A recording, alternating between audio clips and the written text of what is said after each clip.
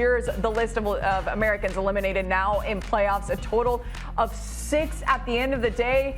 We put 2 in Celtic, 2 in Milan, and as I mentioned, those 2 with Juventus, which is disappointing because of how Weston McKennie had been doing as of late. But when it comes to these 6 U.S. men's national team players eliminated from the UEFA Champions League side, calm or alarm, Herc? No, calm here. Listen, I guess it depends on how you want to approach this, what your perception is. If you want to think about like, well, maybe this tells us that these U.S. men's national team players aren't playing at the highest of levels like we thought. Because look, they're bounced early, right? Maybe that's where you want to go with this. And that would be a little short-sighted, especially given the Italian teams. Listen, the last 2 years, Serie A has had teams in the Champions League final, in the Europa League final. They've had 5 teams, now one of the highest in the coefficient, go into the Champions League. So they weren't that good then. Now they're not good now because they get knocked out from teams from the Netherlands. I don't buy it. I think this might be one-off, bad games, and that could be it. The other side of this is I'm old enough to remember when U.S. men's national team fans had to look forward to DeMarcus Beasley trying to make a Champions League run. 2005, and he got to a semifinal, woo, with PSV. That was it. Now on any given match day in the knockout rounds, you could have up to 10 or 11 U.S. men's national team players participating in knockout rounds.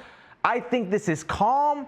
I think this is a moment of 2 teams where there are a plethora of players, and you can't fault Celtic for taking Bayern Munich to the brink the way they did. True. They're Scottish giants, but they went out where they were supposed to go out to a better team, and honestly, barely went out. So I'm going to say this is calm. Things have changed for the U.S. men's national team players, so I'm not going to get too ahead of myself and start freaking out. I agree. Certainly in terms of the U.S. men's national team players, calm. You mentioned the 2 Celtic players, and it took a last-minute goal. Alphonso Davies goal from Bayern Munich to eliminate Celtic, which, let's be honest, Bayern Munich, Celtic should not be close. Right. So the 2 Celtic players going out, totally understandable. For the other 4, 2 from AC Milan, 2 from Juventus, again, calm. I think the alarm is more around Serie A, with AC Milan going out to Feyenoord. Atalanta getting trashed. Atalanta getting knocked out by Club Brugge. Yeah. That's where the alarm is in Italian football in general. But in terms of the US players, no, it's calm for me. I'm not that concerned by it. Yeah, and when we talk about the physicality of it and the calendar that's just so condensed for every player around the world at this point, it could be a little bit of a benefit. Silver linings? I mean, honestly, I get this idea of what you just mentioned, right, and thinking of the future. And we're in 2025 and planning, especially, if we're thinking selfishly, specifically for the U.S. men's national team.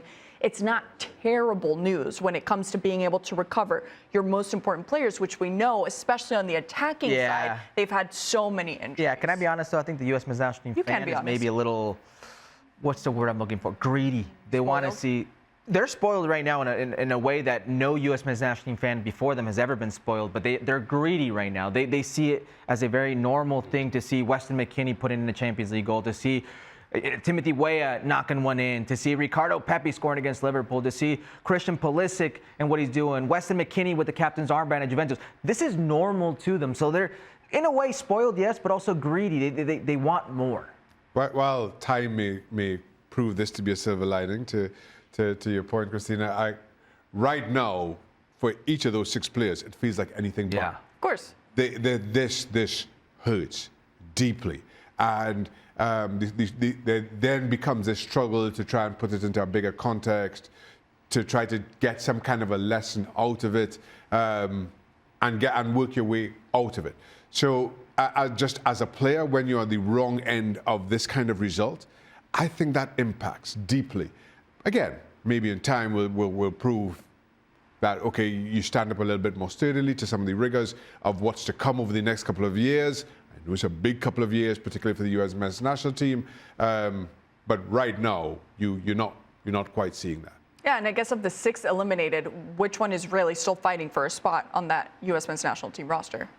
I would say the center backs, because the other ones are pretty much set in stone. I think it's the Celtic boys who are in what is, I would say, a weakened center back pool with a lot of uncertainty. They're the guys who are probably the most fighting for a place. Listen, Tim Ream, he's no spring chicken. For as seasoned a veteran as he is, his experience and as calm as he can be on the ball, Father Time is undefeated, and he's not going to be the exception.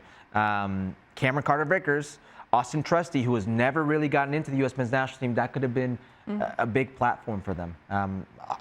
So the other four, I think, have it. You know, Moose is there. Yeah. Pulisic is going to be there. Weston's there, and Timothy Weah is going to be there. Maybe Timothy Weah at what position, but you know they're going to be there. Yeah, and I was asking purely because of the important minutes that maybe they're missing out now on the Champions League and trying to really campaign to be able to be considered in what's to come. I mean, it's crazy that we're in 2025 and we talk about the World Cup like it's far away, but it's definitely, not. or at least I think of the World Cup as being far away, and it's definitely not.